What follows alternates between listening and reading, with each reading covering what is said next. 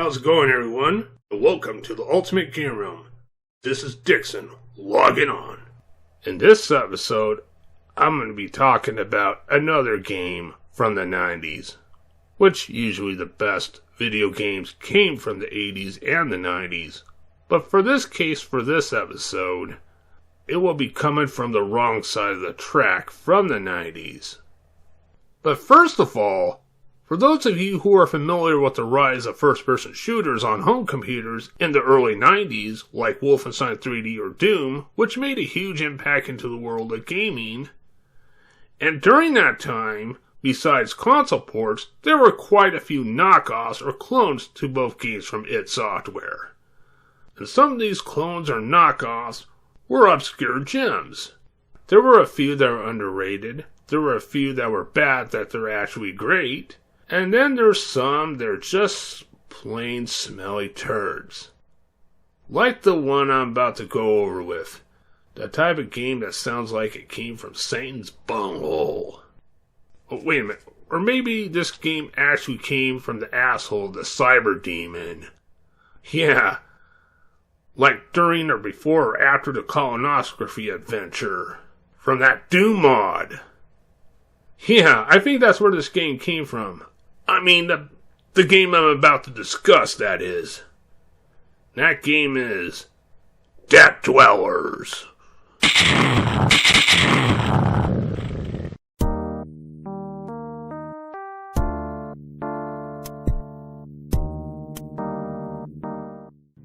Depth Dwellers?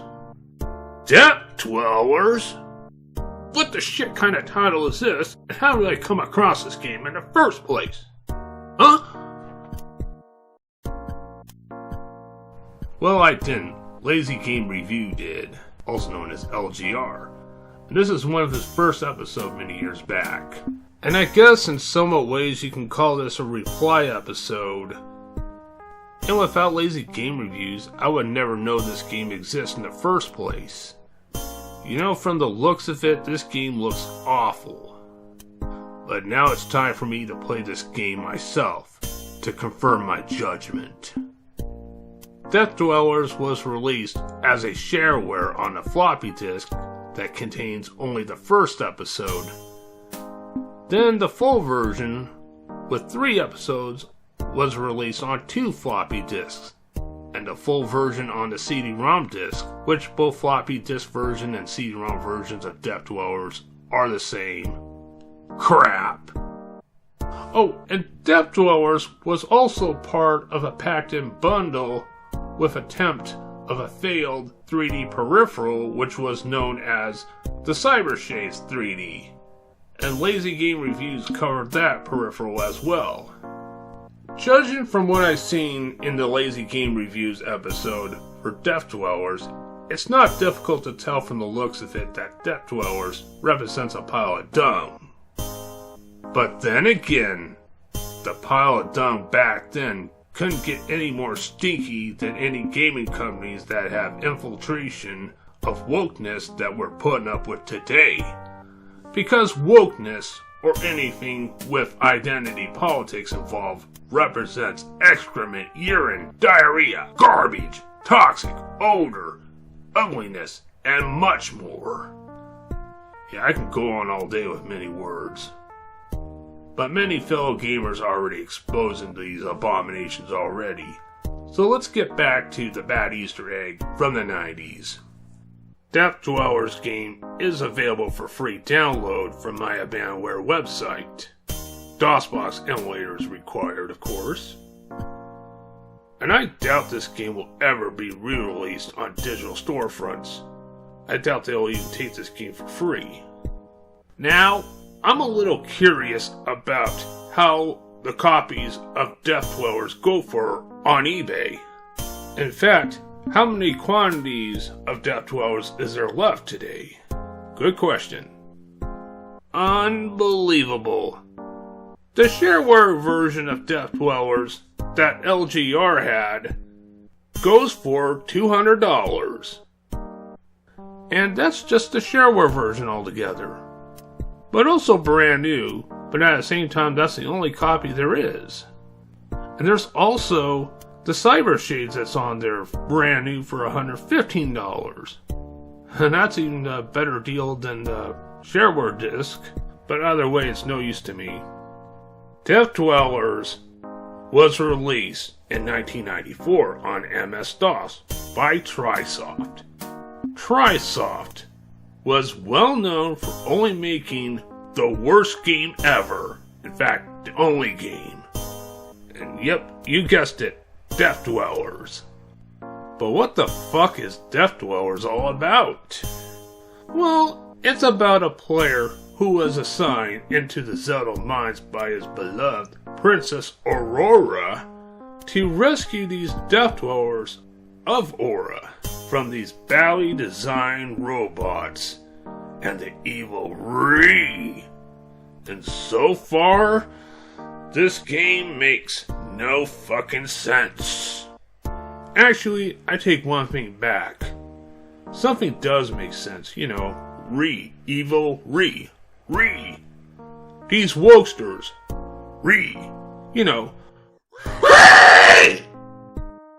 That type of Ree. But these wokesters, of course, don't make any sense. That I definitely know for sure. Now, before I go into the depth of the game itself, I like to read this README file. Obviously, TriSoft is based in Texas. TriSoft is a husband and wife team that wants to provide games that reach out beyond the screen and grab you. Total immersion. Reach out beyond the screen and grab me. Grab me where? By the balls? Bradley N. Bell and Elizabeth A. Picari founded TriSoft in 1993. I bet you went under in 1995 or 96. Death Dwellers is the first 3D stereographic action game. Of course, there is a 3D mode by pressing the F9 key, I think. But why the fuck would I want to play this game regardless is beyond me. But then again, you're looking at the idiot behind the keyboard and the mouse and monitor. That's me. And of course, most of the work on Death Dwellers has been done by this husband and wife couple. Character poses Robert Ryder. Sounds like that whiner named Robert Weiner, or Robert Ryder, the meathead. Oh, now they're giving a background on these two. Well, mainly Bradley, who worked for NASA for Lincoln. Well, he designed and implemented virtual reality simulations for use in astronaut training. So, and the couple have 4 children, including 3 triplets. Well, I'm not sure if they're making this up just to scam you, but if they aren't, well, good for them, and who the hell cares? Well, I guess the creators of Death Dwellers were a government entity, and our hard-earned tax dollars went to them. But then again, the government back then can't be any worse than today's government, as well as the entertainment world that we're putting up with today, as well as how our tax dollars is being spent. And Death Dwellers is not a virtual reality game. Not even close. You don't wear a fucking headset for this. Sure, virtual reality was being worked on by that time. Like a few prototypes that were shown but never hit the market back then. And the only well-known virtual reality headset that existed back then was the Virtual Boy from Nintendo, and that was a commercial failure. But enough about all that, let's just play the fucking game! Starting the game? TriSoft presents. At least they didn't say proudly presents. Thundersound and strobe effect. Which is, I guess, kinda cool. And the font for Death Dwellers is actually okay. Now at the title menu, with a selection of 3 episodes: The Quest, Operation Cutoff, and Extermination. I can see that they were not creative with their titles for these episodes. In fact, Death Dwellers doesn't even sound like a relevant title for a game. Not in general, for that matter. Calling the first episode of The Quest Well, the quest for what? You know, that's what they should have titled this episode. The quest for what? Because this game is a big question mark indeed. And it doesn't seem to have any answers that I'm aware of. And if they did have answers, I probably wouldn't understand them anyway. Let's examine the bottom of the screen here. Basic keys for navigation and help. Okay. And what? Rated VR 13? For voluntary rated 13? Or violent revenge 13? Well, which one is it? They don't know how to rate a game. Unless if they're trying to do a parody of a rating. Well, at least they didn't rate this game Virtual Reality 13. PC gaming classic of craptastic. Pressing the F10 key for help, which I actually really didn't read before the first level, because I like to guess what the keys do at first. Well, anyway, here's the help screen. There is also an order screen. Order screen. Oh boy, this is gonna make me laugh here. Yes! Please rush meet Death Dwellers, the first stereographic 3D action game. My ass. Be transported into the world of virtual reality. Bullshit. With fireballs flying out of the screen and walls that seem touchable, you might find it hard to remain in your seat. Actually, I'm looking forward to getting out of this seat immediately. Plus, Death Dwellers game itself retails at price of $39.95, plus shipping in the US $6, in all other countries $10, plus $2 for additional item. What the fuck? Who the fuck in the right mind would pay? Okay, just screwing around, let's just play the damn game. Okay, now with the first episode, The Quest of What the Fuck. Now each episode has an intro story and text. Now I'm going to save a little bit of time not reading it, so let's just get this episode over as quickly as possible. Prepare yourself. I shall prepare myself to get this done and over with. Of course, you already seen the gameplay during the last few minutes, but now I'm going further into the depth of the gameplay to tell you how it is. Now look at the game design and the graphics. My god, I don't even know what to say about that, other than having terrible sprites and a bad draw distance, as well as awful wall designs. Like on some levels, these wall designs and wall textures are made out of Fig Newtons, and you can see the cheap decorations like these fucking statues. And look at the robots you're fighting against, and look how they shoot. Looks like they're grabbing their dicks when they shoot out blue sparks. And the tougher robots that shoot only flames with a rocket launcher from their gut. Yeah, shoot flames with a rocket launcher. It looks like a rocket launcher from first glance, but he was shooting flames. Whatever. Those are the only two robots you'll be facing. And boy, it gets very fucking repetitive. Really fast. The levels in Death Dwellers are huge, but not in a presentable form of roaming around. All rooms and wall textures are more likely identical and rehashed throughout the game. And it's a pointless maze.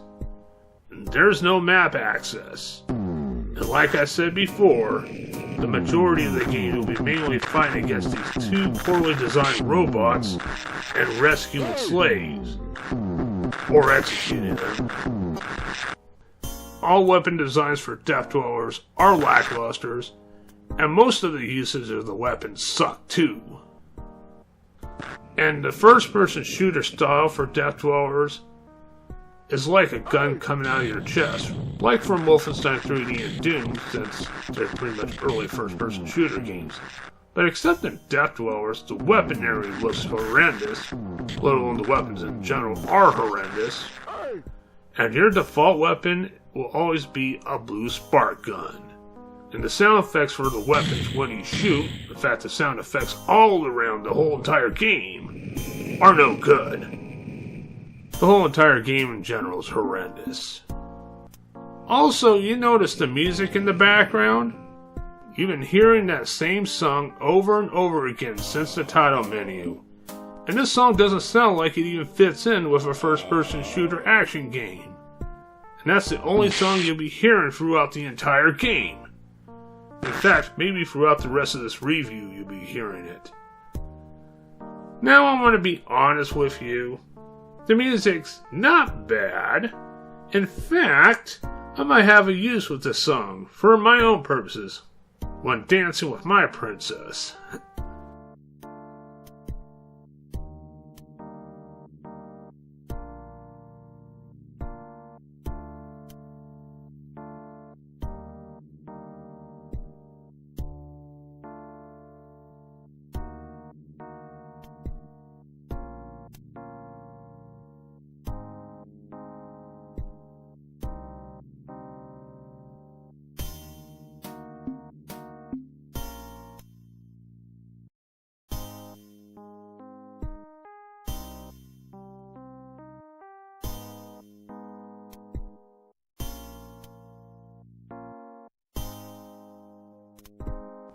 Still sounds like a decent ad-lib sound for this song, but it gets really tiresome when playing this game. You can also turn off the music if you get sick of hearing the only track looping over and over, but I decided to leave it on just to give me another reason to be more sarcastic, because right now I'm in the mood of sarcasm. Speaking of music, some wall textures on some levels are made out of stereo speakers. Too bad you only can hear one song. Oh my god. I don't know what to say. Now the movement with your character, please don't get me started. The programming with speed is god-awful. Now let's talk about slaves, which are known to be captive Death Dwellers that you were supposed to rescue. Some of them are walking around like they're clueless idiots, and sometimes they're in the line of fire, as well as slaves mining in place with a pickaxe, as well as shirtless slaves shackled, and you also have an option of killing them instead of freeing them. At least I have to give Trisoft some credit for gore effects when killing the slaves, and sometimes for the effects when killing the robots. But you don't get any score from killing the slaves. And you don't get penalized either. But regardless, the gore looks pretty cool. At first, I didn't read any instructions, so I realized saving them was simple with the ease of a T key by transporting them to safety. What? To safety. I'm sure they meant safety. Transporting the slaves to safety. In order to do so, you must stand next to a slave and press the T key. The more slaves you save, the higher the score gets at the end of each level. And when it comes to Death Dwellers, I could care less. Also, the way you replenish your health, besides medical kits, you will find food on the ground like sandwiches. Who in the right mind would eat sandwiches from a ground? That sounds disgusting. We never know what's on the floor. But then again, in Castlevania, there's usually pork chops hidden in the wall. Decomposed food on grounds or hidden in the wall. Surprisingly, in Death Dwellers, unlike with Wolfenstein 3D or Doom, you can jump or duck in Death Dwellers. Which is pointless, because there's no obstacles or anything to jump over in Death Dwellers. And when ducking, it looks like you're tilting to the left side. Jumping and ducking in Death Dwellers sucks too. And when going through an exit on each level after finding one or two keys for that door, you'll always find a psychedelic transporter to transport you to the next level. Which makes me believe that the creators of Death Dwellers are also on an acid trip when coming up ideas for this game. Well, they must obviously be on something. Now let's take a quick look at this 3D stereographic mode by pressing the F7 key. Well, I said it was the F9 key earlier, but F7 key it is. It looks worse than the regular mode. Now, I don't have a pair of 3D glasses to test this mode out for myself, and I don't think it really matters. Besides, Lazy Game Reviews already did that himself, and he said it sucked, and I definitely take his word for it, because pretty much everything in this game sucks. Oh boy, how much more of this bullshit do I have to go for? Okay, now you have limited lives in this game, and you can die pretty easily. But at least cheats come in handy for Death Dwellers, and they're easy to use. Because I have no intention going through this game legit. Which reminds me, Death Dwellers doesn't have a difficulty option. Which is also odd because majority of the first-person shooter games do have difficulty options. And Death Dwellers game is obviously a scam. So I'm going to cheat my way through the entire game to see if there are different types of enemies to the point where I reach the last level on the final episode. And that's where I found the third robot. Yeah, I use God mode, the all weapon mode. Depending on which level you're on, you get all the weapons until later levels. But the most powerful weapon in the game is the flamethrower, and that will always be added once you enter the code. And the cheat I use the most is the level skip cheat. Yeah, every time I use the level skip code, I don't go through all the levels though. I only wanted to go through the last stage of each level to see if there's a boss battle, which there isn't. But if you make it through the last stage of each episode, you'll be greeted with this statement. You're awesome. Awesome. Missing an E in between the W and S. Yeah, that's the second time I discovered a typo in the game. And there could be more that I missed or overlooked. But whatever. They said that I'm awesome. Well, thank you very much. But sadly, this game is far from awesome. However, I did discover 3 robots in the game. As well as earlier in stages, wall mainframes that shoots out beams, so I guess that's kinda 4 enemies altogether so far. Now, it's possible they might have added more enemies than 4, because I didn't go through the entire game thoroughly, because I didn't want to waste any more of my time than I have to. I got more enough evidence enough to prove that this game's a pile of shit. But don't worry, I'm just about done. And the last level on the 3rd episode, the last thing you do is destroy all the mainframes that shoots out beams, and you win the game.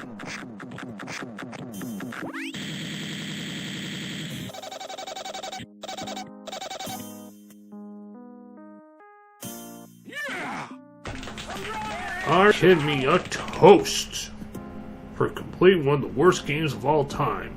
Congratulations! A toast to JP Fryer. I guess that's the name of the protagonist.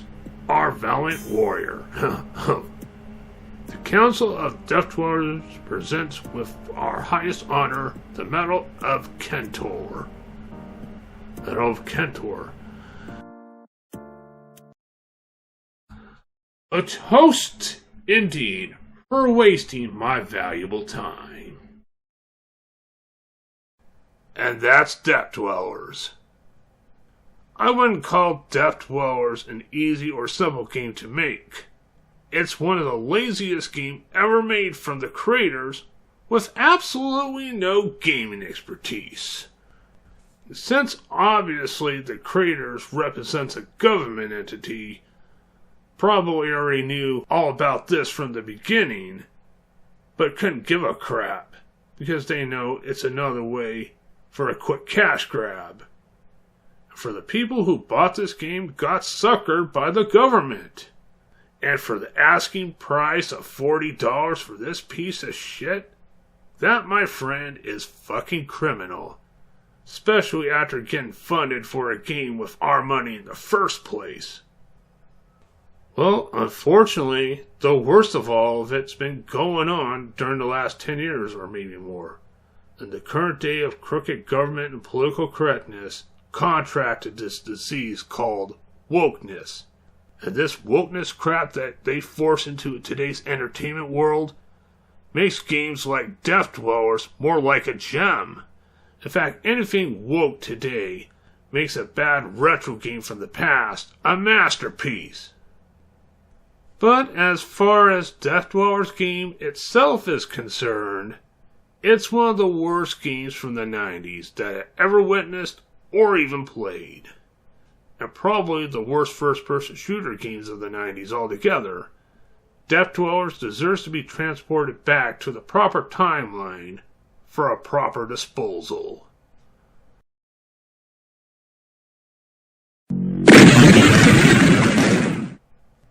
Well, that's all I gotta say about this episode. Okay, that was a mouthful. Now that I got all that shit done, now it's time to celebrate by dancing with a real princess, Tiffany. Hit the music.